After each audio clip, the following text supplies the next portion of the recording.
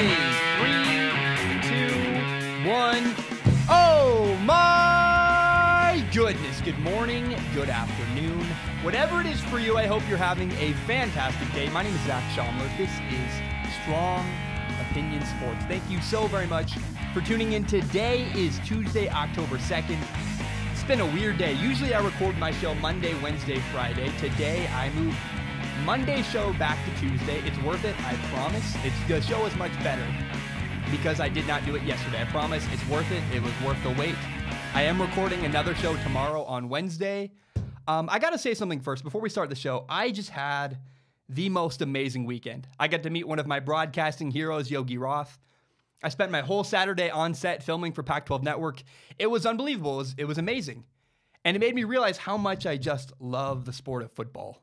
If I can, I want to be around football the rest of my life, whether I'm covering it or doing a podcast or working in football as a coach, or I have no idea. But I know that this is my favorite thing in the world, is the game of football. And I want to be around it as long as I can. I just love sports in general, basketball, everything. I love being around sports. It's my favorite thing. I want to start with this today. Patrick Mahomes is being compared to Brett Favre. And I want to start with this. There's a reason why Patrick Mahomes is not Brett Favre. Do you know what it is? It's interceptions. So far in 2018, Patrick Mahomes has 14 touchdowns and 0 interceptions. Through 4 games, 0 interceptions. Last night, I combed through every single one of Brett Favre's seasons. This is 1992, 1993, 4, 5, 6, 7, all through 2010 when he retired. Brett Favre never got through 4 games, the first 4 games of an NFL season, without an interception. Not once. In fact, it wasn't even close. Brett Favre never even got through the first 3 games of an NFL season without an interception. And we're talking, he threw 3 interceptions in Game 1 in 1995, 3 interceptions in Game 1 in 1999. In 2003, Week 1, he had 4 interceptions. We have not seen that type of play from Patrick Mahomes. I understand the comparison between Brett Favre and Patrick Mahomes. They have both incredible arm strength. They do things and make throws that you're like, whoa, I didn't know people could do that. It's inhuman sometimes. But there is a big difference between Brett Favre and Patrick Mahomes, and it's the preparation, it's decision-making.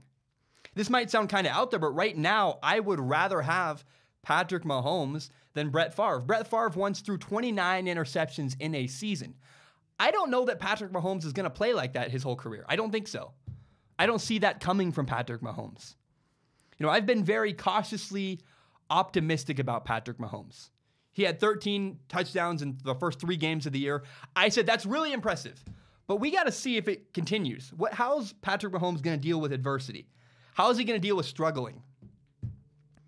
Last night on Monday Night Football, Patrick Mahomes showed what he is. Last night against the Broncos, that's what I've been waiting for from Patrick Mahomes. He was very, very impressive. In fact, I was more impressed with Patrick Mahomes last night than when he had 6 touchdowns in 1 game. How do you deal with adversity? How did Patrick Mahomes handle being down 13-10 at halftime? Travis Kelce, his favorite tight end, his best receiver maybe, had no catches in the first half. How do you handle adversity? Last night, Monday Night Football against the Broncos was just different. For the first time, he didn't have everything going for him. Patrick Mahomes was up 35-10 against the 49ers in Week 3. Against the Broncos, it wasn't like that. And here's what happened. 5 minutes to go, Patrick Mahomes got the ball, down 3 points, and it was a massive, massive moment. This was Patrick Mahomes' moment to prove himself, and he did. He delivered. And Patrick Mahomes didn't just deliver in the big moment. He overcame massive, massive obstacles. Just incredible what he did. I mean, first of all, it's extremely loud in that Denver Broncos stadium. It's one of the loudest places in the NFL to play. But Patrick Mahomes' first test came on 3rd and 5. 3rd and 5, Patrick Mahomes throws a left-handed pass to get the first down. Out of nowhere, just pulls a left-handed pass out of his rear end. I'm like, what? I didn't know you could do that. But it gets even more interesting. Later, Patrick Mahomes is facing 2nd and 20. For a lot of people, you get a holding call. 2nd and 20 is insurmountable. He gets a 9-yard gain. Awesome. Back in business. 3rd and 11, that's somewhat manageable, right? No, that was called back as well. And so now Patrick Mahomes was facing 2nd and 30. Oh, and without any problem at all, he throws a 23-yard pass down the right sideline, sets up 3rd and 7, and on 3rd and 7, Patrick Mahomes threw a 35-yard completion to put the ball into the red zone. I'm sold. Fine, I get it. It wasn't just the adversity. It wasn't just being down at halftime coming back. It wasn't just the big moment. It was not only did he deal with the big moment, but things didn't go his way in the big moment, and he still overcame. He made things happen. His poise under pressure, his playmaking ability in the moment, it was unreal. Not to mention, there's a history now of Patrick Mahomes delivering late in games. This is not the first time he's made something happen at the end of the game, and not the first time against the Denver Broncos. Week 17 last year, on the final drive, Patrick Mahomes took the Chiefs down the field. They scored the game-winning field goal, won the game, beat the Broncos.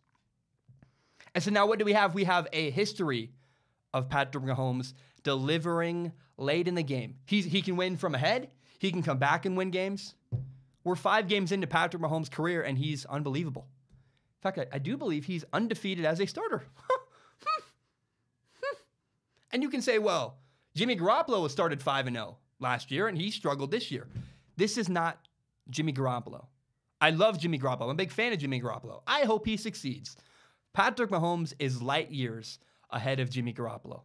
Not holding the ball too long, making big plays, not throwing interceptions, making better decisions, making throws that Jimmy Garoppolo couldn't dream of.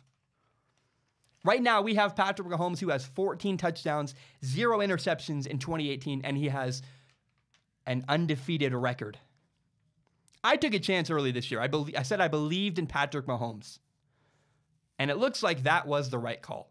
Believing in Patrick Mahomes, I won. I got it right somehow. But I mean, think about this. 5 minutes left.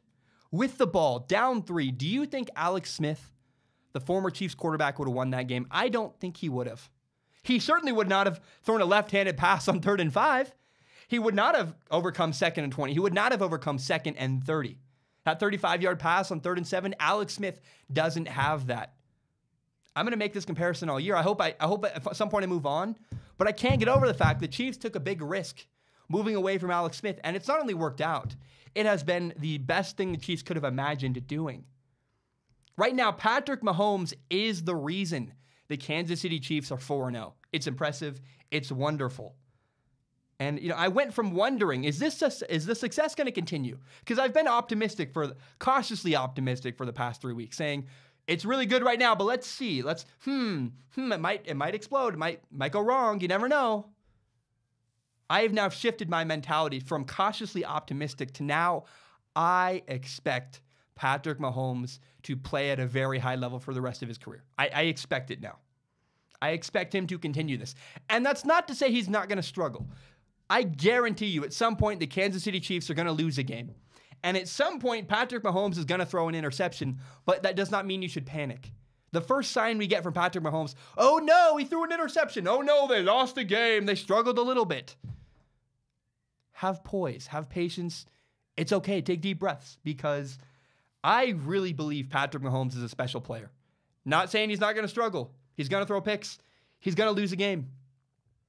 But don't overreact when the Kansas City Chiefs at some point lose a game this year. Remember, Brett Favre, the guy you keep comparing Patrick Mahomes to, would have had 7 interceptions by now, 4 games into the year. Brett Favre had 29 interceptions in one season. So when Patrick Mahomes inevitably hits some kind of rough patch, don't give up on him. Because what we've seen in the first 4 games is a special player. In fact, his first 5 games, we've now seen Patrick Mahomes is a special quarterback. He's not only incredible at reading defense, he's not only incredible with his arm, his ability, it's not only incredible there. Mentally, up top, in the big moments, he is unfazed. And not only is he unfazed, he can overcome insurmountable obstacles, things that most guys can't overcome. I watched the Dolphins on Sunday go from 1st and 10 to 1st and 20, and that was too much. They couldn't get 20 yards and get a first down. Patrick Mahomes is not fazed by that situation at all. Patrick Mahomes is a special quarterback, and again, because of the lack of interceptions, I would even go on to say, I would take right now Patrick Mahomes over Brett Favre. Call me crazy, but 14 touchdowns, no interceptions, incredibly efficient, and a huge arm. Right now, I would take Patrick Mahomes over Brett Favre like that. All right, we have a huge show today. I am so excited. I did something different that I've never quite done before. I got NFL Game Pass, which means that I now have unlimited options. I can watch every game. I can watch a bunch of different camera angles. I just have to wait until Monday for them to come out, for the film angle to come out, yada, yada. What I did this week was I wrote down a bunch of questions. Sunday night, I came to Sunday night. The big football games of the weekend had already happened. I wrote down a bunch of questions. For example, why did the Patriots murder the Dolphins 28-7? Or how did Mitch Trubisky throw 6 touchdowns? Why did Ryan Fitzpatrick get benched? What happened? How was Baker Mayfield's first start? Those are the things I'm going to work you through in this episode.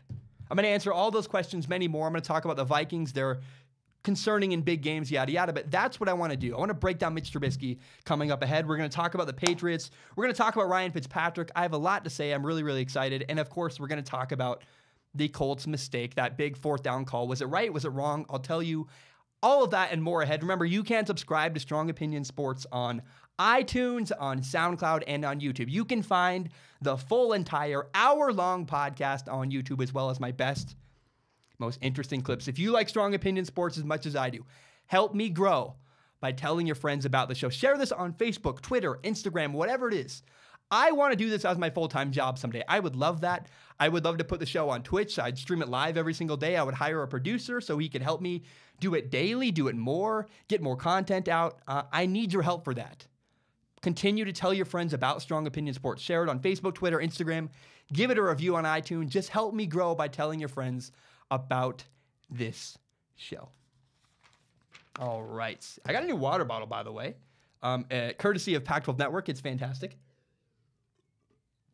It is not a hydro flask, I have learned, but it is very cool. It's better than my old, I was using just a plastic like Evian bottle, so it's much better. I want to now shift gears to the Bears and Buccaneers game because I wrote down this question.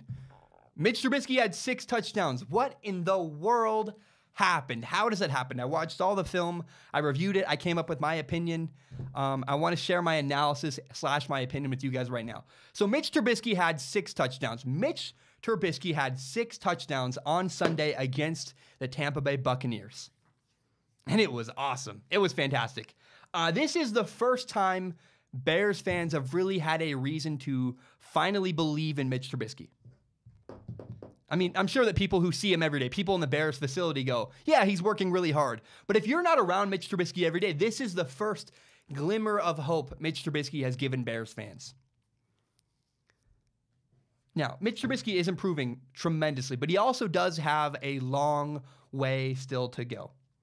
But I also would not put Mitch Trubisky in a box. We tend to say, well, Mitch Trubisky's doing really good, but his ceiling is this. His ceiling is Case Keenum or Kirk Cousins or Drew Brees. You know, we make a comparison. We say that's Mitch Trubisky's ceiling. And I don't think we're ready to do that yet. I think you should have faith in Mitch Trubisky. Here's why. I remember when I first learned how to drive a manual car. It's a stick shift. It's much more difficult than driving a regular car. There's more moving pieces. And I just felt hopeless. There was a day where I was driving to work and I got stuck on a hill. I'm in the middle of the intersection, totally embarrassed. And I was like, man, I'm never going to figure this out. I am just, it's horrible. This stick shift thing is not working out. And I know that's how a lot of Bears fans have felt about Mitch Trubisky to this point. People have said, it's hopeless. We watched on against the Seahawks where Mitch Trubisky struggled. They won the game, but it was ugly. He missed a lot of open passes. And I was like, man, is Mitch Trubisky ever going to figure it out? And I'll tell you, the first time I drove to work without any problems was a big triumphant moment for me. I was like, yes, I made it. It was good. It worked. And I felt progress for the first time ever. I finally had hope. Oh, this thing, driving a stick shift, it's going to work out. Well, Mitch Trubisky just had the same triumphant moment on Sunday against the Buccaneers. He had 6 touchdowns. It does not mean he has everything figured out, but it does show that all his hard work is paying off. This is the first time Mitch Trubisky's had a big-time, massive success. His obvious hard work is finally paying off. We saw an improvement in Mitch Trubisky. So I saw a lot of good. I watched the Bears-Buccaneers game. I broke it down on NFL Game Pass. Saw a lot of good, saw a lot of bad. I want to talk about all of it. The first thing that was much improved on Sunday was Mitch Trubisky's accuracy down the sideline. I have not seen that to this point. I've seen him underthrow a lot of passes. He still did that occasionally. But all in all, his throwing the ball down the field, down the sideline, long passes to Taylor Gabriel, long passes to Tariq. Tariq Cohen. They were fantastic. It was awesome. Now, there's one thing I saw when watching film. He is improving. Now, weeks 1 through 3, Mitch Trubisky missed a lot of guys who were wide open. He would have a guy wide open. He'd either miss the throw or he simply wouldn't see him and he'd come off to something else. And you can't do that. As an NFL quarterback, if someone's wide open, you have to complete that pass. You have to throw an accurate pass and you have to see that they're open and throw them the ball. In week 4, Mitch Trubisky made a lot of those throws. He made a lot of throws to people who were wide open. He recognized they were wide open.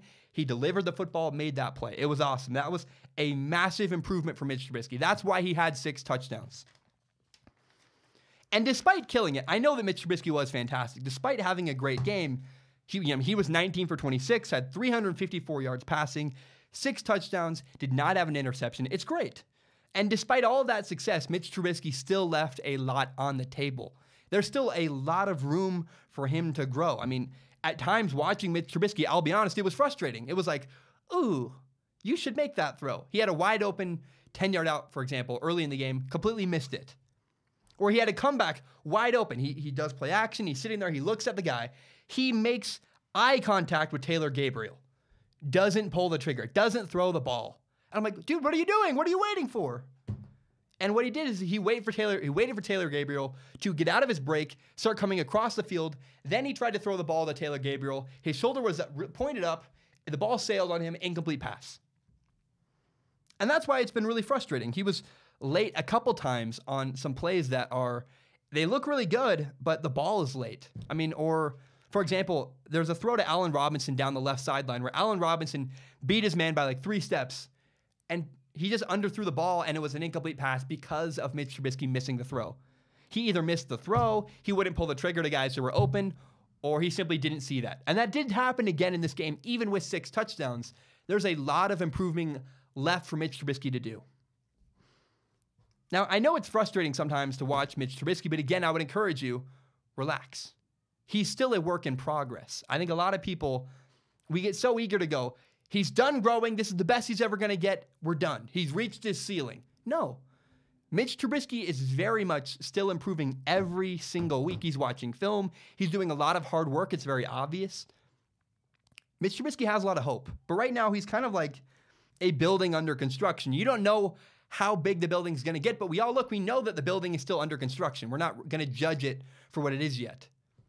At some point, Mitch Trubisky is going to stop having massive, massive growth, but the truth is, he's going to be under construction the rest of his career. Guys like Tom Brady, Aaron Rodgers, they are always making tweaks as their career goes on.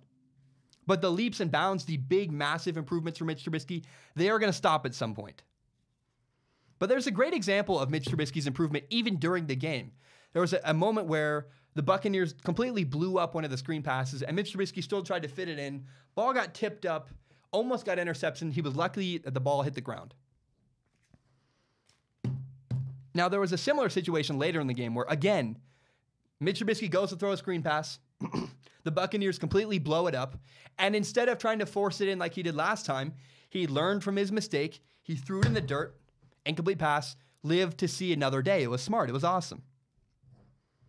Now, I would love to see Mitch Trubisky hit every single throw downfield. It's not going to happen, at least not yet. There is still certainly some improving he can do.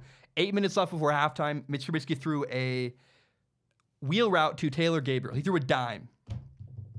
But then later on the same throw, he missed it. And it's like, sometimes you're hitting guys in stride when they're beating a man by 1 step. And then other times he cannot make the same exact throw. It's kind of puzzling.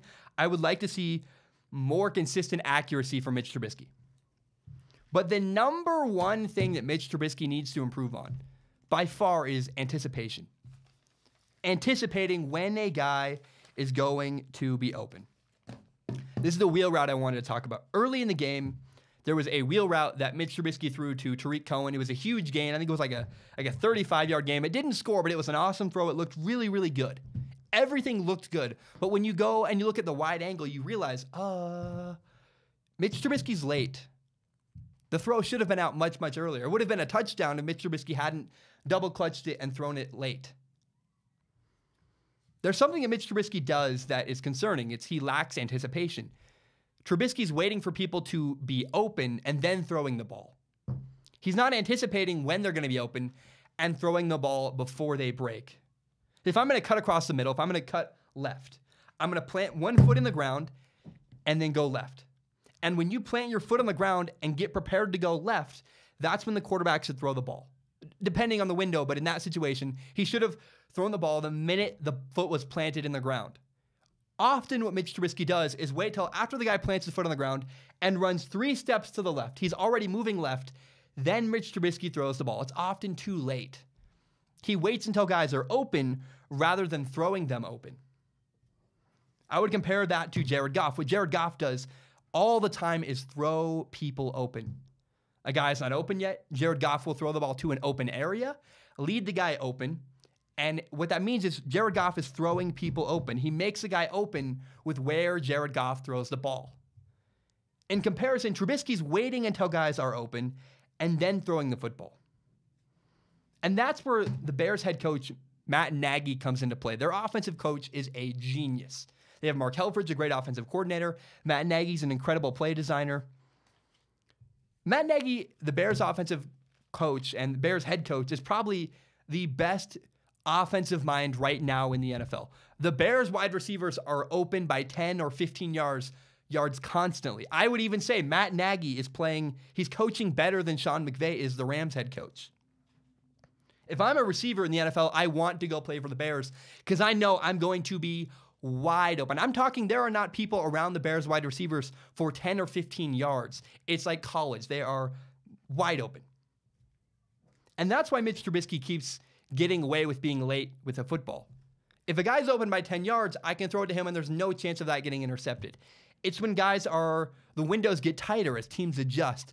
That's when you get concerned with Trubisky. Here's the coolest part of what the Bears are doing.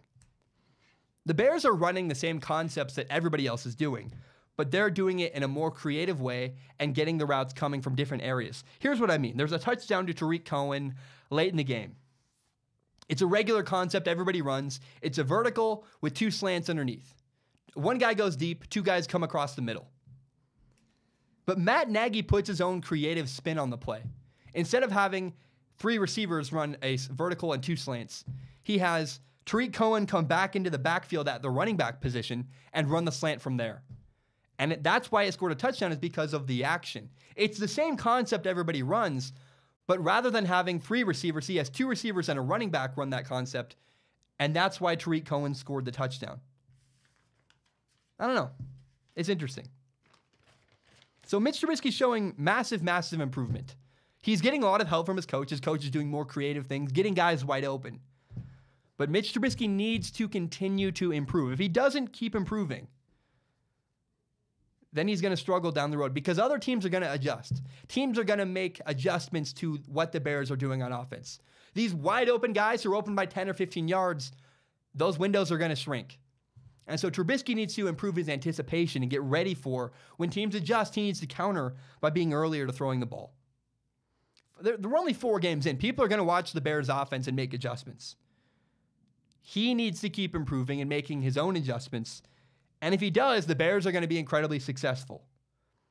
So Bears fans should be very hopeful. Clearly, Trubisky's making massive improvements. If you watch the Seattle game and then watch that Buccaneers game, you'll be very excited. He will not miss people wide open anymore. It doesn't seem like he's going to do that. He's learned from the past. He's making improvements. And don't put a ceiling on Mitch Trubisky. We don't know where he's going to end up. We don't know if he's going to be Tom Brady. I don't think so. We know he's not going to be Patrick Mahomes. His arm is not there. But Mitch Trubisky could be incredibly, incredibly successful. Don't put a ceiling on the kid. Let him improve. Give him some space. He's going to keep making mistakes, but he's also going to keep improving. So give him time. Be patient. He's giving you hope. If you're a Bears fan and he throws a bonehead interception next week, don't be mad at him. It's very obvious. He's putting a lot of work in the film room. He's got probably no life. I would imagine all his time is going to football, and it's showing up on the field. Those 6 touchdowns are a product of Mitch Trubisky's hard work. He just can't stop. He has to keep going. He has to keep improving. If he doesn't keep improving, then I'll be concerned. But if he keeps improving, everybody's going to be excited. He's going to win a lot of games, and he's going to be much better. So have patience. Let him keep improving, but do recognize the kid is working hard. The kid is getting better. He just needs to continue to get better. My next question I wrote down was, why did Ryan Fitzpatrick get benched? What in the world happened to Ryan Fitzpatrick? So Ryan Fitzpatrick got benched in the Bears game at halftime. He got off to a huge start of the season. Remember, he had 11 touchdowns in the first 3 games. He had over 400 yards passing in every single one of the first 3 Buccaneers games. And then against the Bears, out of nowhere, Ryan Fitzpatrick struggled. He was 9 for 18 passing, had 126 yards in the first half, 0 touchdowns, and an interception. So what happened? Why did it come to this? Why did he get benched? Well, the Bears were down 38-3 at halftime. And that's when the Buccaneers pulled Ryan Fitzpatrick, put in Jameis Winston, the former starter, then backup. It's very confusing. What happened? Why did it come to this? There were a couple factors that contributed to Ryan Fitzpatrick really struggling against the Bears. First is very simple. He struggled. He did not make a lot of great reads. He missed some throws that should have been touchdowns or should have been completions. And he missed a couple reads that, again, would have been touchdowns, would have been completions.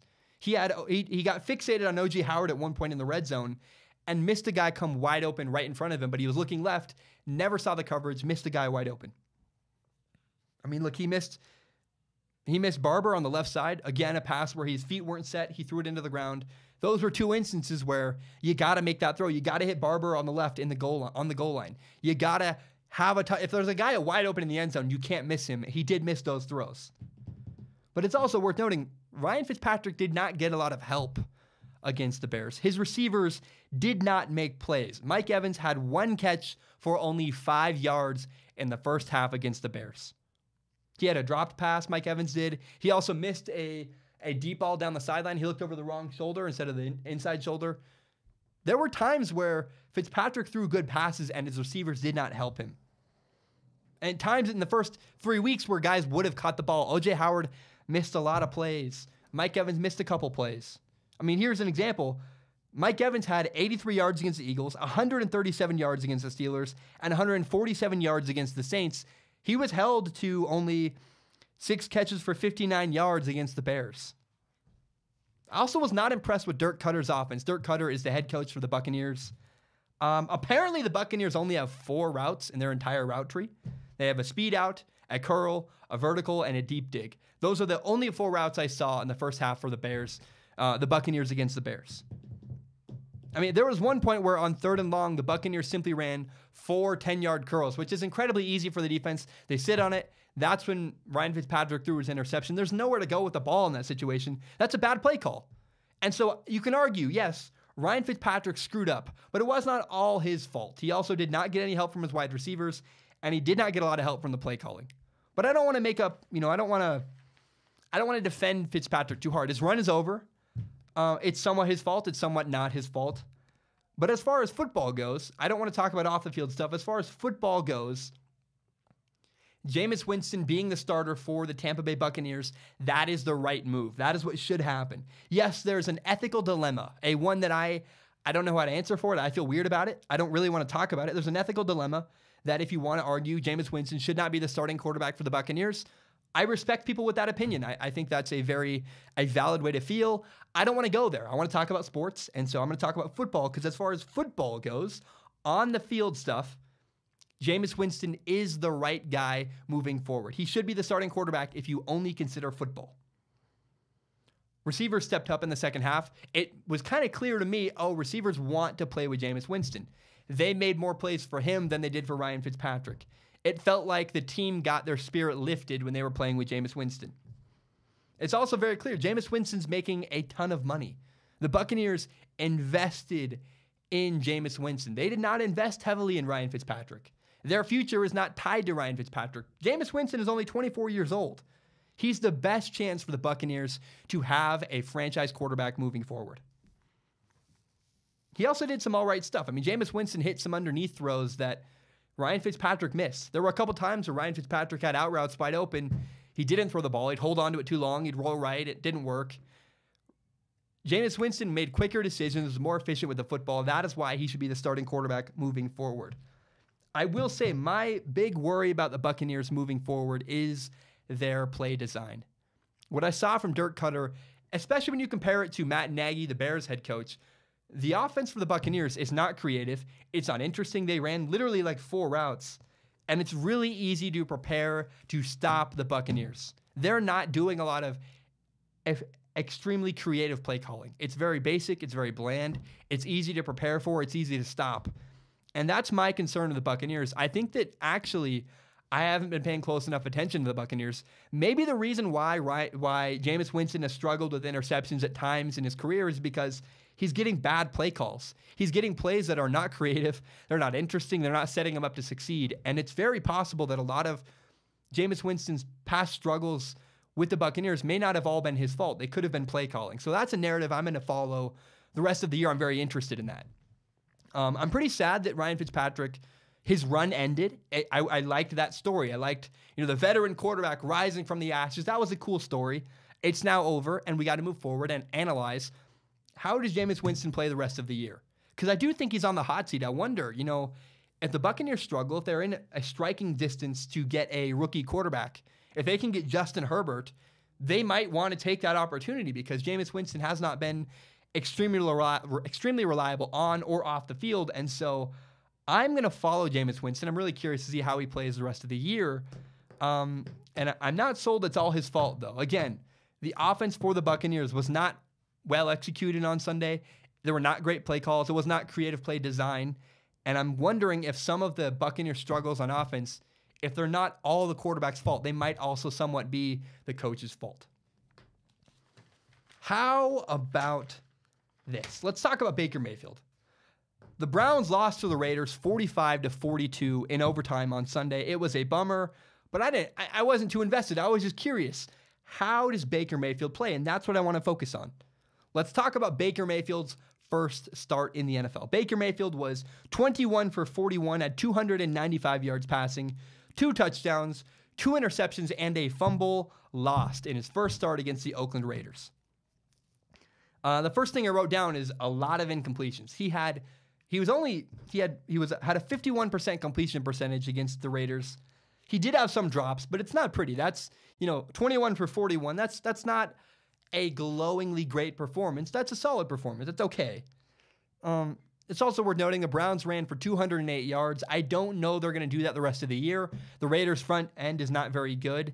And that allowed Baker Mayfield to use play action quite often. He did it really well. I just wonder in the future, are the Browns going to run the ball for 208 yards every single game? I'm not sure. I doubt it. Here's my immediate probably thought watching the Raiders-Browns game was this. Of all of the guys the Browns have drafted in the last, 10 years, between Deshaun Kaiser, Johnny Manziel, Brandon Weeden, Kevin Hogan, I'll even throw Brady Quinn in there, Baker Mayfield is the most advanced. Baker Mayfield is the most polished. He is capable of doing more than any quarterback they've previously had. The route concepts the Browns are able to run with Baker Mayfield, the reads he's making, the throws he's capable of. I really believe in Baker Mayfield. I think he is the real deal. I think he's fantastic. And it does feel like the tide is turning in Cleveland. That Cleveland Browns team, they might only have one win. I think they're 1-2-1, but they're incredibly competitive. Every game they've played in has been close. It's been competitive. When's the last time that happened for the Browns? I know the Browns I know they're 1-2-1.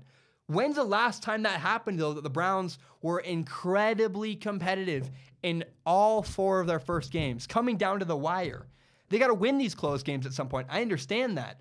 I know why Browns fans are maybe furious right now. I don't know. But I would feel encouraged. You should be 4-0 if you're the Browns. That's cool. How often does that happen? I know they're 1-2-1, but they're still playing really well. I want to stick with Baker Mayfield, though. How did he look? There was one thing that Baker Mayfield did. He threw an early interception. I don't know that was entirely his fault. Remember, it came off the wide receiver's hands. His receiver did fell over. It was a tight window, but it was a very completable pass that I think is a worthy risk. It got tipped up. That interception was not entirely Baker Mayfield's fault. Now, he did miss a touchdown on a deep ball. That should be a touchdown. He missed that. But he also had some really good stuff. I mean, on 4th and 6, he ran for a first down. He had a big completion to Higgins on 3rd and 12 that I liked. Baker Mayfield is the real deal. He's capable of doing a lot. The word I would think of when I think of Baker Mayfield's first start is imperfect. He missed some throws. He also made other throws. There were a lot of good moments and a lot of bad moments. I drive a 1995 Toyota Corolla. And I love this car. It's my brother's car. My brother died. He left it to me in his will. It's very sentimental to me. And so when that car breaks down, it's okay. I'm okay with the pain it causes because it's also very important to me. It brings a lot of joy as well. It's both, good moments and bad moments. And Baker Mayfield is the same way. There's going to be a lot of really good moments for Baker Mayfield on the Browns. There's also going to be bad interceptions and fumbles. And we had an interception at the end of regulation that might have cost the Browns a chance at a game-winning field goal. But that's Baker Mayfield. I'm not worried about that. In fact, I think everyone's comparing Patrick Mahomes to Brett Favre. Right now, to be honest, the guy who's playing like Brett Favre is Baker Mayfield. He's ripping the ball as hard as he can into tight windows. He's taking chances. It's working for him most of the time. Sometimes, though, he does throw interceptions. He threw that deep pass at the end of regulation. He had that ball in a tight window. He didn't force it in. It was a completable pass, but the margin for error is lower, and Baker Mayfield is not afraid of taking risks. That sounds a lot more like Brett Favre than when you describe Patrick Mahomes, who has 14 touchdowns, no interceptions. I understand the comparison now. When people said before the draft, Baker Mayfield and Brett Favre have this similar comparison, I get it now. They're moxie. Now, again, I think the way that Baker Mayfield eclipses Brett Favre is preparation. I think where we see Baker Mayfield struggling right now, having interceptions, having these bad moments, I do believe that in the future, we're going to see more. He's going to have bad moments. I don't know he's going to have 3 turnovers, 2 interceptions, and a fumble every single game. I don't expect that. And so, yes, he's going to take chances. He's going to throw some high-risk passes, complete a lot of them. He'll throw incompletions other times. I do think Baker Mayfield is going to clean it up. He's in this ugly period where, I compare him to growing a beard. If I start growing a beard right now, between now and having a beard, there's an ugly growth period in the middle. That's what Baker Mayfield is in. And so I'm not concerned at all. The Raiders beat the Browns. It sucked. Especially, I'm not a Browns fan, but I'm rooting for the Browns. It'd be cool to see them turn it around. Just as a football fan, that's an interesting story. But the Browns are okay, and Baker Mayfield is okay. His first start was actually quite encouraging. He made a lot of great throws. He only had a 51% completion percentage. That's not awesome and exciting, but I'm not concerned. He's going to turn things around. He's going to work it out, and he's just going through growing pains. I'm not concerned at all after Baker Mayfield's first start. I think, in fact, it's incredibly encouraging. So, right now, the Vikings are 0-1-1 in big games. The Vikings have 8 really big games this year. They have played in 2 of them so far. They played the Packers week 2, they tied. They played the Rams week 4, they lost. So in big games right now, the Minnesota Vikings are 0-1-1. They have no wins, 1 loss, and a tie. And there are 6 big games left for the Minnesota Vikings. They play the Eagles week 5. They play the Saints week 8. The Bears week 11. They play the Packers week 12. They play the Patriots, an interesting game, week 13. And the Bears again in week 17. Eagles, Saints, Bears, Packers, Patriots, Bears. So again, right now they're 0-1-1 in big matchups against potential playoff teams. Now, in these 6 games left, I'm very curious to see what happens. Remember, the Vikings brought in Kirk Cousins, hoping to win these big games. They figured if we can replace Case Keenum with Kirk Cousins, these really big matchup against playoff teams, we can now win these matchups. I'm going to follow these next 6 games. What's going to happen? Is there a chance the Vikings end up with a winning record in these tough games? We'll find out. I'm so excited to see what happens. Week 5, we get our first test. Next week, the Vikings play the Eagles. It's likely to be one of every Friday I do my 2 most interesting games of the weekend. It's likely that Vikings-Eagles is going to be in that snake charmer games, the 2 most interesting games. And it's also, we're noting the Eagles murdered the Vikings in the playoffs last year. The only way that the Eagles and Vikings matchup has changed is the Vikings replaced Case Keenum with Kirk Cousins. what kind of impact does Kirk Cousins have in that Vikings-Eagles game? They can't go 0-2-1 in their first 3 big matchups the Vikings play. Kirk Cousins he's got a 3-year deal. He's there to stay. But they need to have a winning record in their big matchups against playoff teams. And I don't know that they're on track to do that. We'll find out. Week 5, Eagles-Vikings, it's a huge matchup. I'm very curious to see what happens. Again, 6 big games are left. Can the Vikings finish with a winning record against playoff teams? Right now, they're 0-1-1. We will see how they finish the year. All right, I'm going to take a short break. When I return, I'm going to explain to you why the Patriots murdered the Dolphins 38-7. We're going to talk about USC, why USC should not fire their head coach, their head football coach, Clay Helton. I like him. A lot of people don't. I'm going to talk about him. We're going to talk about that Colts mistake. The Colts went for it on 4th down. Was it a bad decision? Was it a good decision? What happened? We're going to talk about college football free agency. That is a term that has recently appeared. I like it. In fact, it was called the trade deadline, if I remember correctly.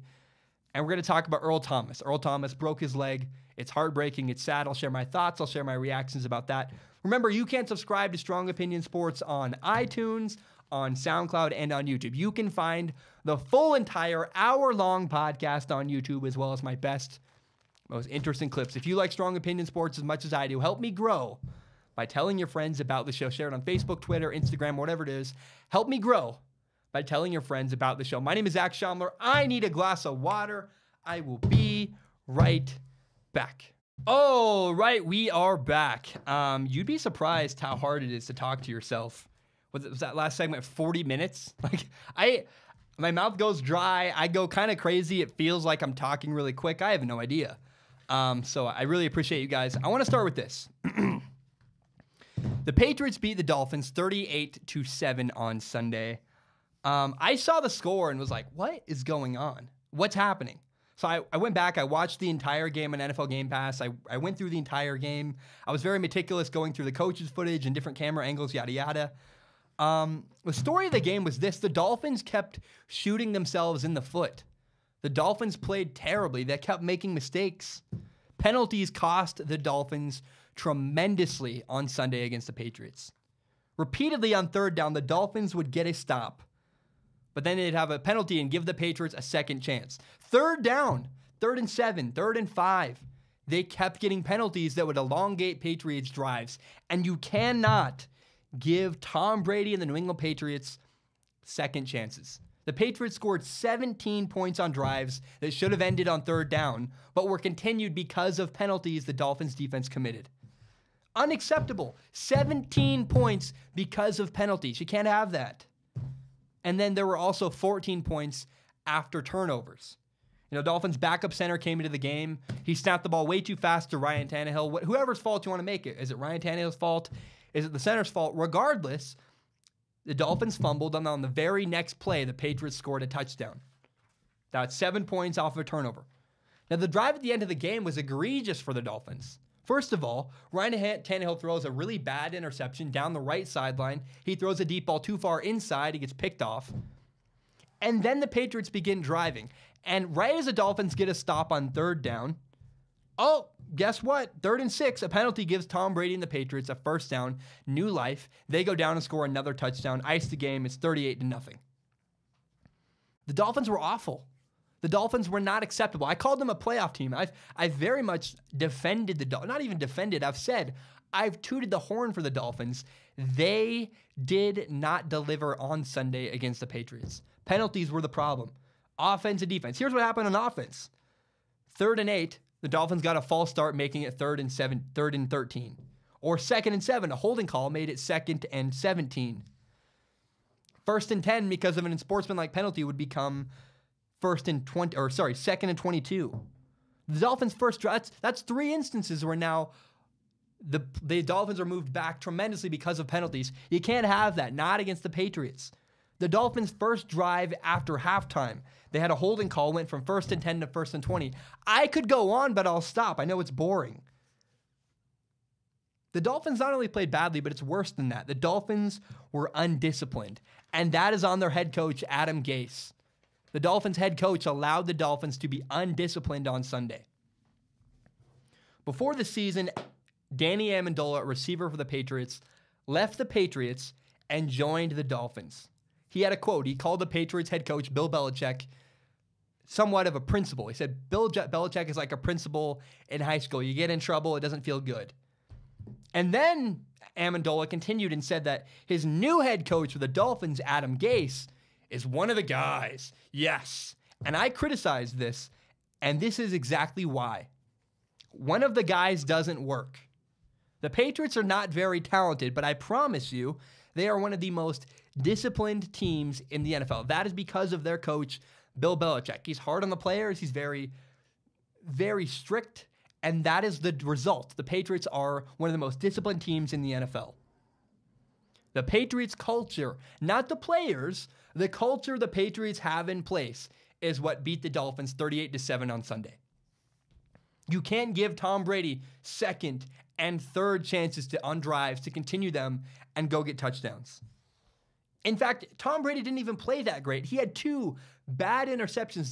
Those are rare. You don't pick Tom Brady off 2 times in one game. The Dolphins did, and they still lost. In fact, they didn't just lose, they got blown out in spite of Tom Brady's mistakes because the Dolphins were simply too undisciplined to win the game.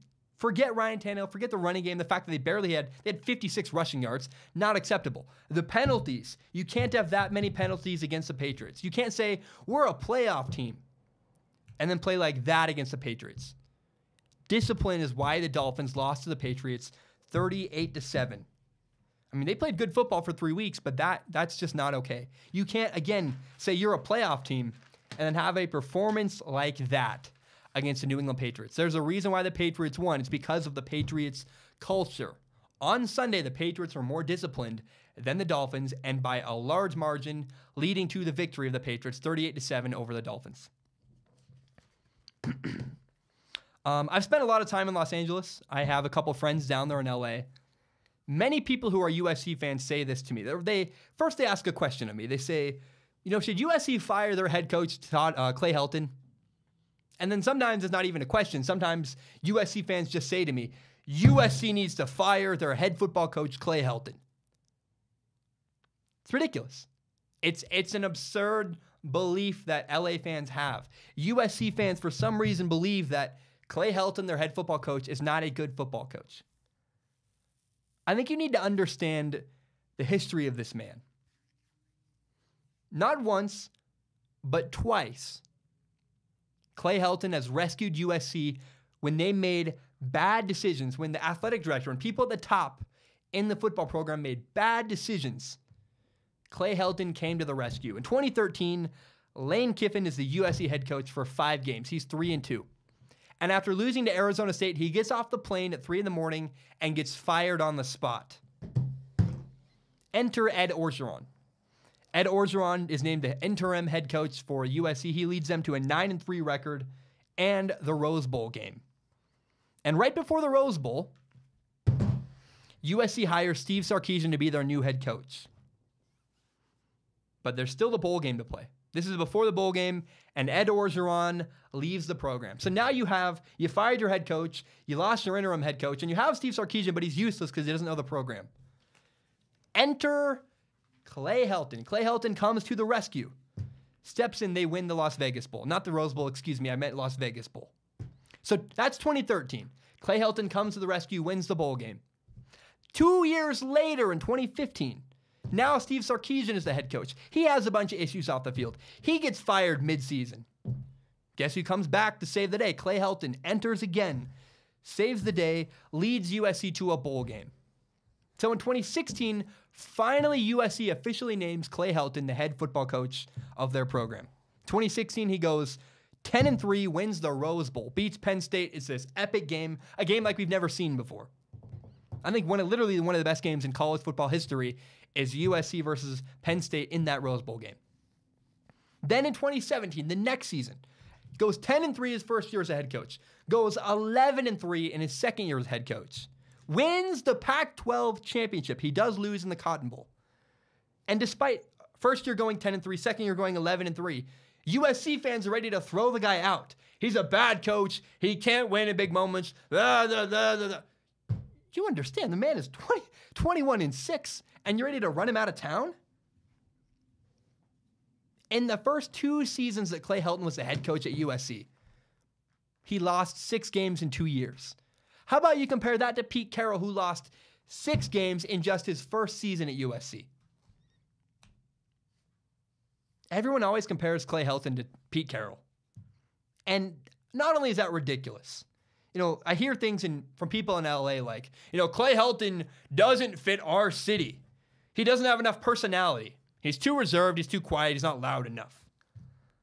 Oh, you mean you want a loud personality like Lane Kiffin or Steve Sarkisian? Because how did that work out? Oh, yeah, they were fired mid-season because of issues off the field. Or, Steve Sarkisian had a drinking problem. You want that guy back? Because that's the difference. That's what Clay Helton is. Clay Helton is stability for USC. USC fans are too hard on Clay Helton. It's disgusting. It's annoying. Yes, Clay Helton is not Pete Carroll. However, this is also the Pac-12. It's no longer the Pac-10. You understand that when USC was dominating college football, when USC had Carson Palmer, Matt Leinart, Reggie Bush, when they were winning national championship after national championship, the reason was USC had no competition in recruiting. Coaching in the Pac-10 at the time, not the 12, the 10, coaching in the Pac-10 when USC was a head coach, when Pete Carroll was a head coach of USC, coaching in that conference was terrible. Now in the Pac-12, you have a bunch of good coaches. UW has a good coach. Washington State has Mike Leach. Oregon has a good coach. Stanford. Arizona State hired Herm Edwards. Chip Kelly has gone to UCLA. Arizona has Kevin Sumlin. Oh, and Utah has Kyle Whittingham. That's at least 5, maybe 8 great head coaches in the Pac-12. Remember, Pete Carroll had no competition. Cal had Aaron Rodgers once. That's the best it got. They had Jeff Tedford. Pete Carroll was dominating at USC because he got every single good recruit on the entire West Coast. Now all the recruits are pretty evenly distributed between UW, Washington State, Oregon, Stanford. UCLA is probably not going to struggle in recruiting. And despite all of that, in fact, I would even point out, did you notice that when Oregon hired Chip Kelly and when Stanford hired Jim Harbaugh, that's magically when Pete Carroll's reign of terror ended. When Pete Carroll stopped dominating the conference is when he had to deal with only 2 other good coaches in the Pac-10, Pac-12. Yeah, Pete Carroll couldn't handle 2 other great head coaches. And again, Clay Helton has 5, maybe 8 great coaches in the Pac-12 he's up against. And despite all of that, people want to say that Clay Helton is not a great coach. Year 1, he went 10-3. Year 2, he went 11-3. He won the Pac-12 conference last year, and people are going to fire the man. It's ridiculous. So right now, Clay Helton is 3-2. He's not off to a great start. They struggled. They had -5 yards rushing against Texas. I get why people are frustrated, but you also have to remember, USC's starting quarterback is a true freshman. He's 18 years old. He should be a senior in high school. I would cut Clay Helton just a little bit of slack. Give him some time. Give him some patience. In fact, you could even argue Clay Helton has earned the right to have a year off or a bad year. Give him some patience. Give him some time. For God's sake, stop being so ready to run the man out of town. Why do USC fans expect to win the Pac-12 every single year to dominate? I get why. It's because of Pete Carroll, but college football has changed. Pete Carroll had no competition. Clay Helton has a bunch. Oh, and by the way, Clay Helton has been more successful in his first 2 years as a head coach than Pete Carroll was. Stop being so hard on Clay Helton. It drives me nuts. I'll relax. I'll relax. You relax. Clay Helton is not just a good coach. He is a great football coach. And I'm tired of the narrative that Clay Helton is not LA. He's not personality enough. He's not a good enough coach. Relax, everybody. Clay Helton's a great football coach. He's going to do a great job in the future. If you're a USC fan, relax and give the man some patience. He certainly earned the right. He won you the Pac-12 conference last year. He has earned the right for you to give him the benefit of the doubt. Got a little fired up. Got a little bit excited. I get USC fans constantly sending me that. That's maybe literally the most requested thing to talk about on my channel is should USC fire Clay Helton? And I finally got to talk to some analysts at Pac-12 Network, get their insight, and it seems like, yeah, hello, Clay Helton's a good coach. Don't fire the man. Okay, let's talk about Frank Reich's mistake. The Colts lost to the Texans 37-34 on Sunday, and it's the reason why they lost. The situation that led to them losing is what makes people so angry. Here's what happened. 27 seconds left in overtime. The score is 34-34. 27 seconds left. I don't want you to miss that. The Colts have the ball on their own 43-yard line. It is 4th and 4. And the Colts go for it. They didn't get it. And by the way, that play should have been completed. Andrew Luck missed the throw. It was open. It was there. But the Colts go for it on 4th and 4. 27 seconds left on their own 43-yard line. They don't get it. The Texans get a big gain on the next play. They go down, kick a field goal, win the game. And the Colts, in my opinion, made a mistake. I do not believe the Colts should have gone for it on 4th down. I'm not going to yell and scream. I'm not going to tell you why they're so dumb. People are certainly overreacting about this. But Andrew Luck and his head coach, Frank Reich, both defended the decision after the game. They said things like, we don't play for the tie, or we're going for the win. We're going to be aggressive. We liked that. In fact, Frank Reich even said, I would do it again 10 out of 10 times. That's the decision I would make. And here's why I don't like what happened. It seems like an emotional decision. It seems like a decision that the Colts made because they were like, we're going to win this game. It did not seem calculated. It seemed emotional. I ask, where is the calculation? Where is the thought process? If he gets up there and gives an in-depth explanation about the thought process, yada, yada, all he said was, we don't play to tie. That's emotional. If Frank Reich had given me a deeply thought out, calculated reason for that decision, I would feel differently about this. Now, here's my perspective. If you think about it deeply and you do make a calculated decision, you don't go for it. That's why it's a mistake. Normally, I wouldn't mind this. I actually like taking risks. I'm a big fan of taking risks. The girl I'm talking to right now has a tattoo on her arm that says, a ship is safe in the harbor, but that's not what ships are made for. I like that. I'm a fan of taking risks. The problem was, this was a divisional game. So normally, at the end of the year, when you look at a loss and a tie, it's the same thing. Losing a game is just as bad as tying in a game, so you might as well go for broke, and maybe you lose, but at least if you tie, you lose. When they tally up the standings at the end of the year, it's the same thing. However, not quite. The difference is this was a divisional game. If the Colts are playing almost any other team, there's only 3 teams the Colts cannot make this decision against: the Titans, the Jaguars, and the Texans. So again, I would say a loss and a tie are basically the same thing at the end of the year. However, and when you make a division standing and you have playoff implications, when you do this against the Texans, you give your in-division rival, a team you are vying against to try to make the playoffs, you gave the Texans a win. You didn't just lose. This loss did not just affect your standings for the playoffs. It also moved the Texans up. It helped a team in your division. That's why it's a problem. I just would say over and over again, the calculated, thought-out decision is, we're going to kick the ball, we're punt the ball away, you're going to have the ball on your own 13-yard line, and the game is going to end with a tie. You don't get a win, we don't get a loss, and we both tie, and it looks the same at the standings. Because what you don't want to do is give the Texans, your in-division rival, a win. Again, if the Colts are playing the Washington Redskins or the Seahawks or any random team in the NFL that's not in their division, I would actually defend this move. I would have defended this move and said, yes, a loss and a tie, they're calculated the same at the end of the year. But the difference was you helped the team in your division get a win, which that also really affects your playoff standings and playoff implications. That is why the Colts made a mistake. It was not going for it. It's who they went for it against. Against the Texans. That's the flaw. Go for the win against the Redskins or the Seahawks or the Browns, but don't do it against a team in your division, and giving them a win allows them to have an upper hand on you when it comes time to count your wins for the playoffs. Some water. I need some water. We have 2 topics left I want to talk about. 2 things left, and really, really good stuff for tomorrow as well. I could talk all day. I mean, you can see we're an hour into the show. I mean, I'm sorry about it. So the other day, Clemson named Trevor Lawrence a true freshman, their quarterback. They named Trevor Lawrence the starter.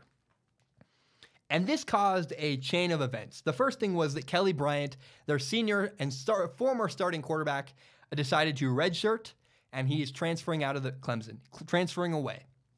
And the reason for this is because a new NCAA rule allows players to play for the first 4 games, and then at the end of 4 games, make a decision. Do you want to redshirt and take a redshirt year, or do you want to keep playing and use your eligibility? And what redshirting does, if you don't know, it means that you can't play the rest of the year, but you also don't lose years of eligibility. You only get 4 years of eligibility in college. One of those years you can redshirt, and then what it does is gives you another 5th year to play college football. Now, Hunter Renfrow is a receiver for Clemson. And Kelly Bryant transferring affected Hunter Renfrow. Hunter Renfrow has had to take reps at quarterback in practice, taking away from his receiver reps because he needs to now cover for the fact that Kelly Bryant is transferring away. And so Hunter Renfrow gave ESPN this quote. I think it's fantastic. Here is what Hunter Renfrow said. Begin quote. Now week 4 every single year is going to be the trade deadline. And everyone is going to make decisions. I don't like that part of it. End quote. And I like that. I think it's a good way to put it. After 4 weeks, because you can redshirt and now transfer, it is kind of like an open season for college players to kind of like a trade deadline. Make your decision. Do you want to leave or stay with your program? Except I don't hate this. Hunter Renfrow says he doesn't like this. I disagree with Hunter Renfrow. I actually really, really very much like the new rule. First of all, what the rule does, giving players 4 games to decide if they want to redshirt or not, is that it allows your backups to get a lot of reps in your early blowout games. And you're playing like Tulane, middle of nowhere state, you can put in your freshman players, give them some reps, and still redshirt them later down the road. That's awesome. And remember, the way redshirting used to work is that if you played even 1 down, you could not redshirt that entire year. The only way to redshirt was to not play at all. And you would have your kids who were redshirting wouldn't even ever suit down their freshman year. They wouldn't even show up. The other thing that I like about this is that it does lead to more people transferring than before. You have 4 games to figure out, are you going to play? Are you not going to play? If you're not going to play, you can redshirt and then you can transfer somewhere else. I like that. It gives you more options. It gives athletes mobility. It gives them more directions to go with their life. I really, really like that.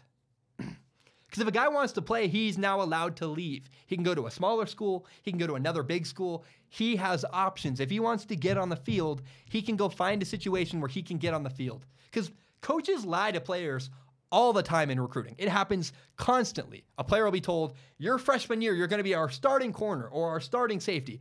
And he gets there, and it was a total lie the guy told him to get him to show up. And now he's locked into a place. He's signed already. He can't leave. A lot happens to a lot of players. They're promised playing time, and they never get it. Now things have changed. If a coach lies to a player, the player can simply go, oh, I was lied to. I'm going to redshirt, and I'm going to leave. It's great. It's really, really awesome. I like the new rules. I like what they did because they allow players to have more options. And I am all for players to have more options. They should be able to go where they want to go.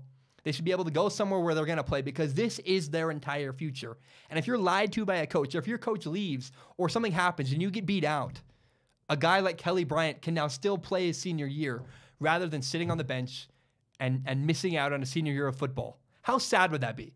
Your senior year of football, you're an athlete. If you listen to this podcast, my guess is you are probably an athlete. Or even if you're not an athlete, what if the thing you loved to do more than anything, your hobby, your passion, the reason you went to college, what if that was taken away from you and you couldn't do your final year of that? That would be very painful for me. I'm sure it would have been painful for Kelly Bryant. Now there's a solution. I love the new rule. Even if it opens up every week 4 of college football becomes the new trade deadline. If you want to call it that way, I actually like that. I think it's a good move because it gives athletes more mobility than before. Whew. One more topic. One more thing left I want to talk about.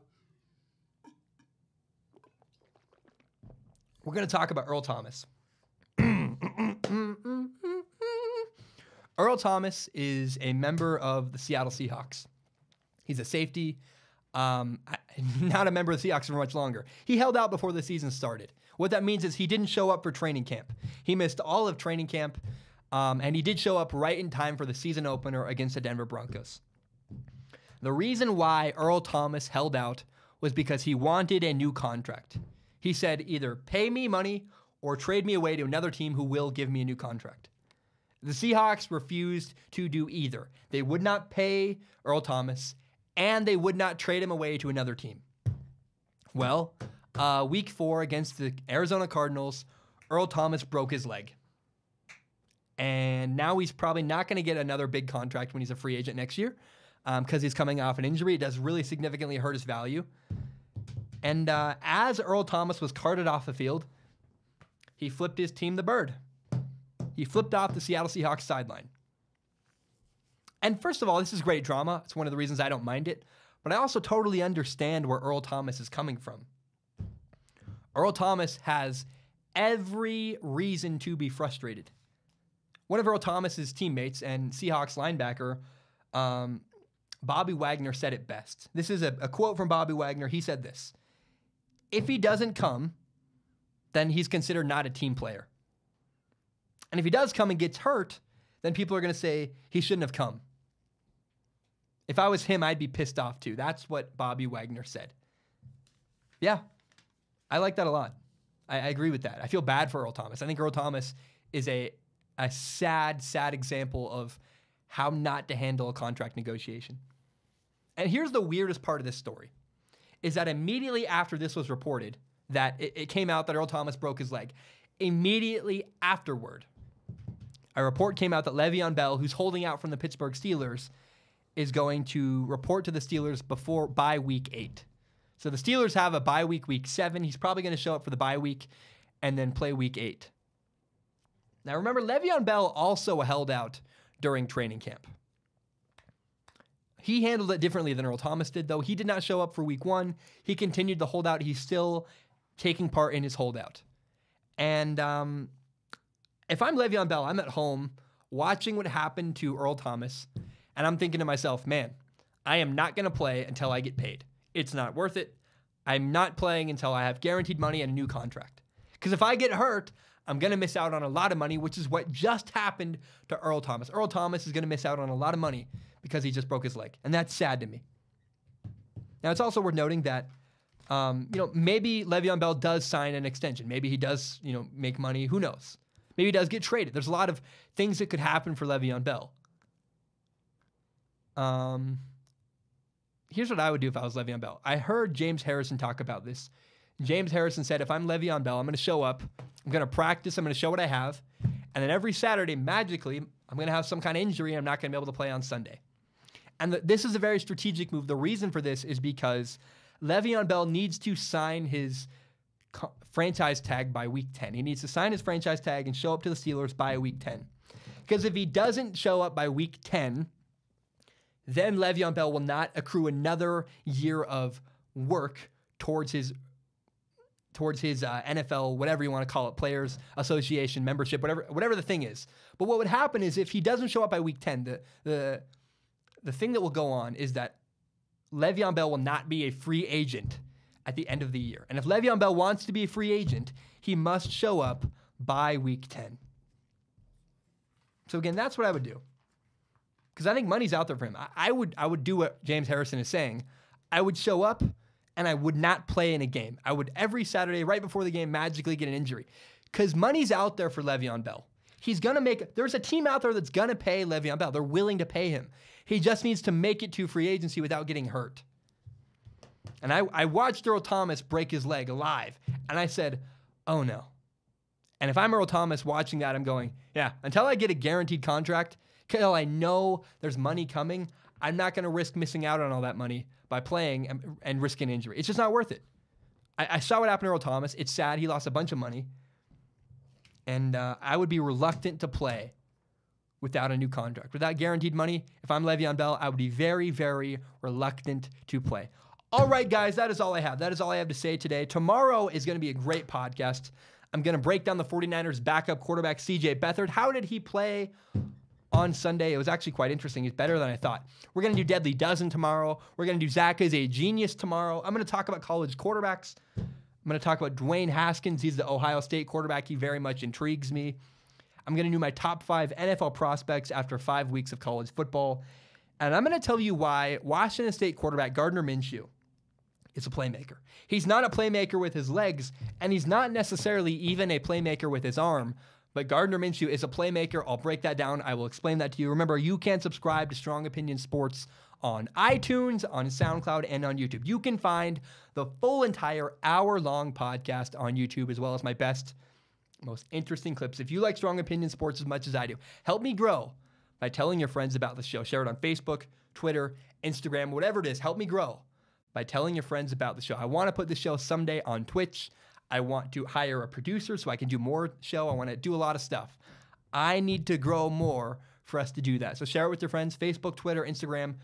Give me a rating on iTunes. It'd mean a lot to me. And help me grow by telling your friends about the show. My name is Zach Schaumler. I just appreciate you guys so much. I love making the show. I love that you guys listen. I'm doing another one tomorrow, which is Wednesday. I hope you guys have a great day. Bam, we are